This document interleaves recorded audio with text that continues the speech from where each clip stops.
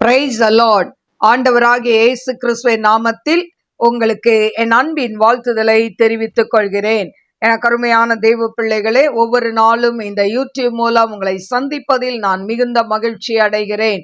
இந்த ஆடியோவை நீங்கள் கேட்டு தேவ ஆசீர்வாதத்தை பெறுவது மட்டுமன்றி, உங்களுக்கு அறிமுகமானவர்கள், உங்கள் நண்பர்கள், உங்கள் உறவினர்களுக்கும் இந்த ஆடியோவை அனுப்பி தேவனுடைய நாமத்தை மகிமைப்படுத்தும்படி உங்களை அன்புடன் கேட்டுக்கொள்கிறேன்.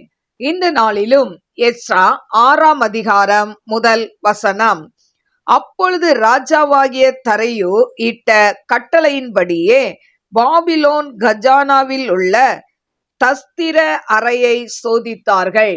மேதிய சீமையில் இருக்கிற அக்மேதா பட்டணத்தின் அரண்மனையிலே ஒரு சுருள் அகப்பட்டது. அதிலே எழுதியிருந்த விவரமாவது: ராஜாவாகிய கோரேசின் 1ஆம் வருஷத்தில் கோரேஸ் ராஜா எருசலேமில் இருந்த தேவாலயத்தை குறித்து பிறப்பித்த உத்தரவு என்னவென்றால், தேவாலயமானது பலி செலுத்தப்பட்டு வந்த ஸ்தானத்திலே கட்டப்பட கடவது.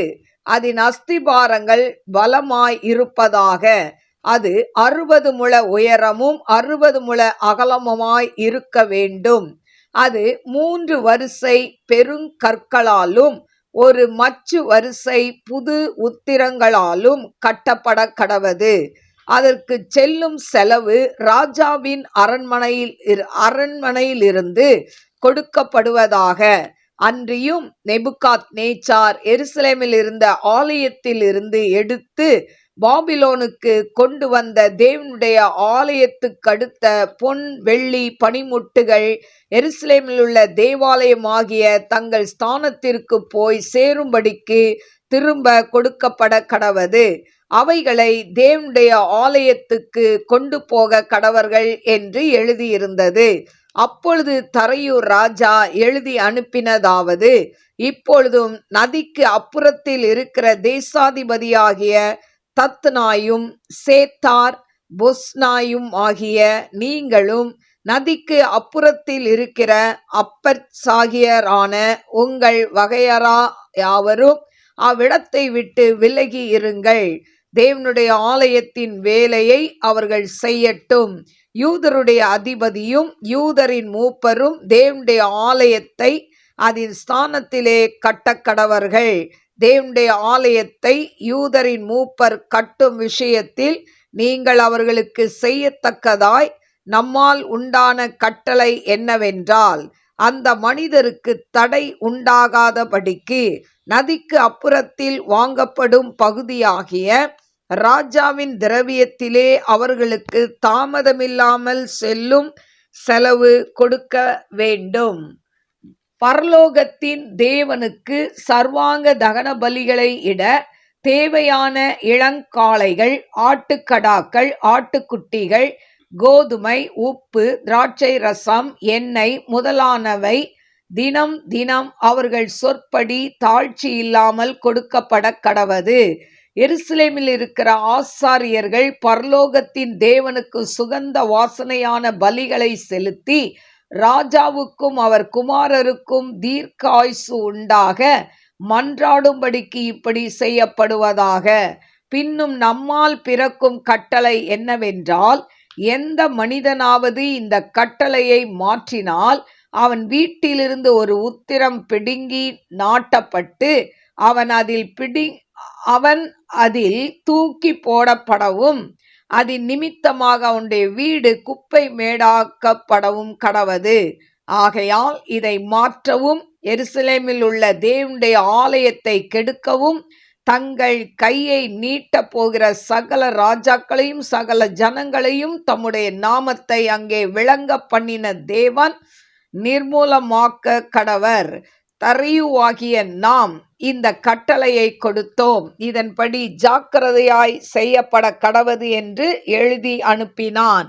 அப்பொழுது நதிக்கு புறத்தில் இருக்கிற தேசாதிபதியாகிய தத்னாயும் சேத்தார் பொஸ்னாயும் அவர்கள் வகையராவும் தரையூர் ராஜா கட்டளையிட்ட பிரகாரம் ஜாக்கிரதையாய் செய்தார்கள்.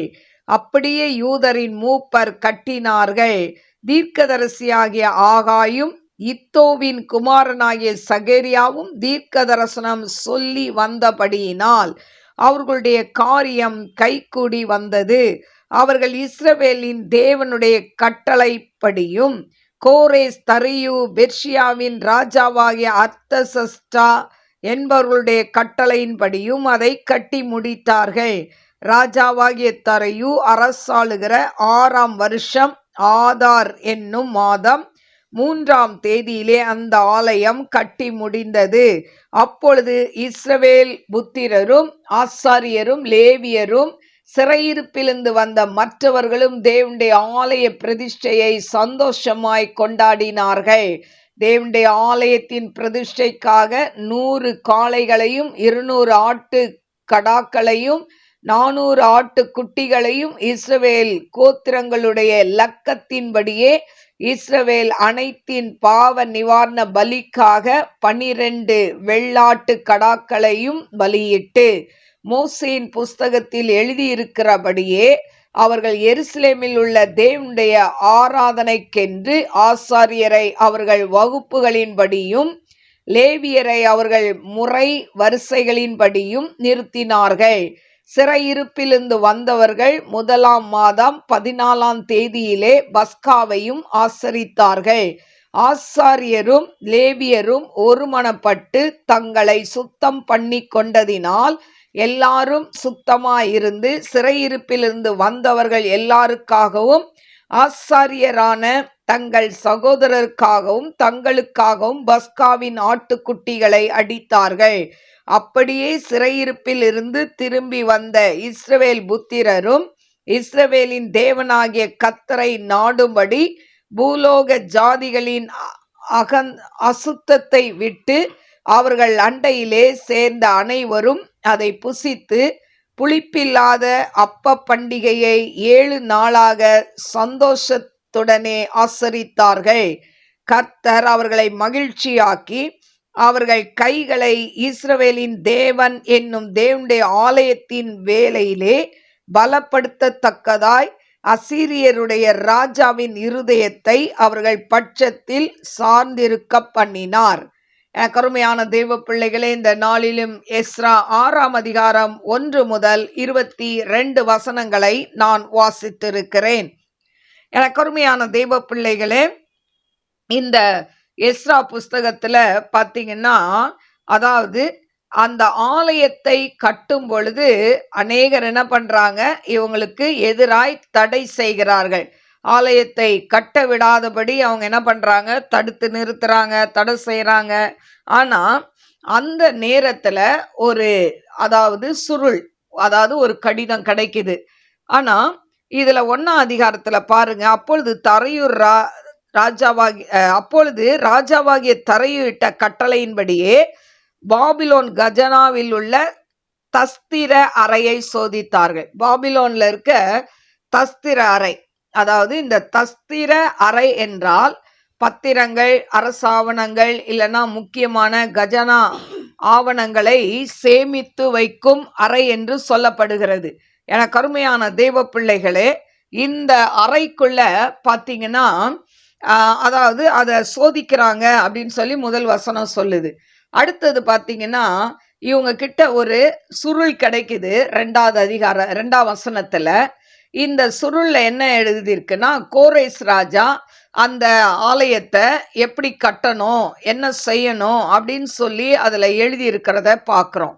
எனக்கு அருமையான தேவ பிள்ளைகளே, அது மட்டுமல்ல, அதுல 6ஆம் வசனத்திலிருந்து தரையு ராஜா அதுல அவரும் என்ன பண்றாரு, அவங்களுக்கு ஆலயத்தை கட்டுறதுக்கு வேண்டிய எல்லா தேவைகளையும் சந்திக்கணும், அவங்களுக்கு உடனே என்ன பண்ணணும், இதெல்லாம் கொடுக்கணும், அவங்க தேவை என்னவோ அதை நீங்க என்ன பண்ணணும், கவனித்து செய்யணும், இப்படியெல்லாம் எழுதி இருந்தது. எனக்கு அருமையான தேவ பிள்ளைகளே, அது வரைக்கும் ஆலயத்தை கட்டுறதுக்கு அவங்க என்ன பண்ணிட்டு இருந்தாங்க, தடை பண்ணி கொண்டு இருந்தார்கள். ஆனா தடை பண்ணி கொண்டு இருந்தவர்களை இந்த ஒரே ஒரு சுருள், அதுல சொல்லப்பட்ட அந்த காரியங்கள் அவர்கள் என்ன பண்ணாங்க, அவங்களே அப்புறம் உதவி செய்யும்படி ஆண்டவர் என்ன பண்றாரு, நியமிக்கிறார். கருமையான தேவ பிள்ளைகளே, இந்த நாட்கள்லையும் ஆலயத்தை கெடுக்கிறவர்களும் இல்லாவிட்டால் ஆலயத்தை கட்டும் பொழுது அதை கட்டக்கூடாதபடி தடுக்கிறவர்களும் அவர்களை கொண்டே ஆண்டவர் என்ன பண்ணுவாரு, உதவி செய்ய வைப்பார். பாருங்க, இந்த இடத்துல அப்படிதான் அவங்க எவ்வளோ அகேன்ஸ்டா எழுந்தாங்க. ஆனாலும் எழுந்த அவங்கள அந்த ஒரு சுருள், அந்த அதுல எழுதின அந்த வார்த்தைகள் அவர்களை என்ன பண்ணிச்சு, தலைகளாய் மாற்றி விட்டதை நாம் பார்க்கிறோம். என கருமையான தேவ பிள்ளைகளே, இப்படி அவர்கள் ஆலயத்தை என்ன பண்ணாங்களாம், கட்டி முடித்தார்கள் என்று சொல்லப்பட்டு இருக்கிறது. 6ஆம் அதிகாரம் 15ஆம் வசனத்துல, ராஜாவாகிய தரையு அரசாளுகிற 6ஆம் வருஷம் ஆதார் என்னும் மாதம் 3ஆம் தேதியில அந்த ஆலயம் கட்டி முடிந்தது என்று சொல்லப்பட்டிருக்கு. எத்தனையோ தடைகள்ல ஆரம்பித்த அந்த ஆலய கட்டுமான பணி, இந்த சுருள் கோரேஸ் ராஜாவுடைய வார்த்தைகள், அந்த தரையு ராஜாவுடைய வார்த்தைகளை அந்த நகல்ல பார்த்தது நிமித்தம் அவங்க என்ன பண்றாங்க, யாரெல்லாம் அகேன்ஸ்டா இருந்தாங்களோ அவங்க ஆலய கட்டுமான பணிக்கு உதவி செய்கிறதை பார்க்கிறோம். இன்னைக்கும் எனக்கு அருமையான தேவ பிள்ளைகளே, ஊழியம் செய்கிற அநேகர் உங்க ஊழியம் உடைக்கப்படும் பொழுது, ஊழியத்துல அதாவது ஜனங்கள் உங்களுக்கு அகேன்ஸ்டா எழும்பும் பொழுது சோர்ந்து போகாதீங்க. தேவ சமூகத்துல ஜெபிங்க. கர்த்தர் அந்த ஜெபத்தை கேட்டு உங்களுக்கு பதில் செய்வார். ஹல்லேலூயா. அதனால ஊழியத்தை யாருக்காகவும் நிறுத்தாதீங்க, சோர்ந்து போகாதீங்க. தொடர்ந்து நீங்க தேவனுடைய துணையை கொண்டு, தேவ பலத்தோடு, பரிசுத்த ஆவியானவரின் துணையை கொண்டு ஊழியத்தை என்ன பண்ணுங்க, நீங்க செய்யுங்க. கர்த்தர் உங்களை ஆசீர்வதிப்பார்.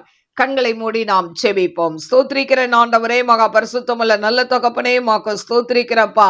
ஆண்டவரே, நந்தியோடு ஸ்துதிக்கிற, ஸ்தோத்திரிக்கிற அப்பா. இந்த ஆலயம் கட்ட ஆண்டவரே அப்பா எழும்பும் போது எத்தனை தடைகள் ஆண்டவரே, ஆனாலும் ஏசப்பா அந்த தடைகளை நீர் உடைத்த தேவனாய் இருக்கிறபடினால ஸ்தோத்திரிக்கிறப்பா.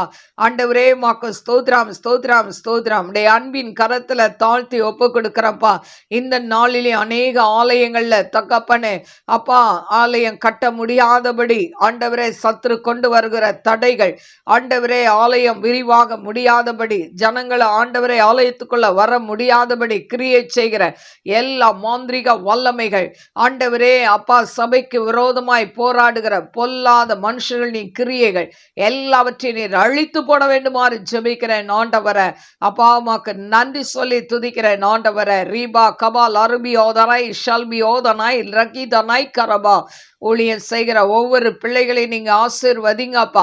எந்தெந்த சபைகள் உடைக்கப்பட்டு இருக்கோ, எந்தெந்த சபைகள் ஆண்டவரே அப்பா தகப்பனே ஜனங்களை வர முடியாதபடி ஆண்டவரே அப்பா ஆலயத்துக்குள்ள ஆண்டவரே அப்பா குழப்பங்களையும் ஆண்டவரை நிர்விசாரங்களையும் சத்துரு கொண்டு வந்திருக்கிறானோ எல்லாத்தையும் உடைச்சி போடுங்க ஆண்டவரே. அப்பா அம்மாக்கு ஸ்தோத்திரம். நம்முடைய ஊழியக்காரர்கள் ஒவ்வொருத்தரையும் பலப்படுத்துங்க ஆண்டவரே, பலப்படுத்துங்க ஆண்டவரே. நம்முடைய கிருபை அவர்களை தாங்கட்டும் ஆண்டவரே. ஏசப்பா யாரெல்லாம் அகேன்ஸ்டா இருக்கிறாங்களோ அவங்கள கொண்டே உதவி செய்ய வைங்கப்பா ஆண்டவரே. இந்த எஸ்ரா ஆண்டவரே அப்பா இதில் ஆலயம் கட்டும்போது யாரெல்லாம் தடை செய்தார்களோ அவர்களே உதவி செய்யும்படி நீங்க மாற்றினது போல நீங்க இந்த நாட்கள் அப்பா ஒவ்வொரு பிள்ளைகளும் ஆண்டவரே இந்த வழியில யாரெல்லாம் கஷ்டப்படுறாங்களோ அவங்களுடைய கத்தாவே ஆண்டவரே வாழ்க்கையில நீங்க அற்புதத்தை செய்ய வேண்டுமாறு ஜெபிக்கிறேன். தடைகளை உடைத்தெறிங்க, நாமத்தை மகிமைப்படுத்துங்கப்பா. ஆவியானதாமே பெரிய காரியங்களை செய்யுங்க. இயேசுவின் நாமத்தில் கேட்கிறேன் பிதாவே. God bless you. God bless you.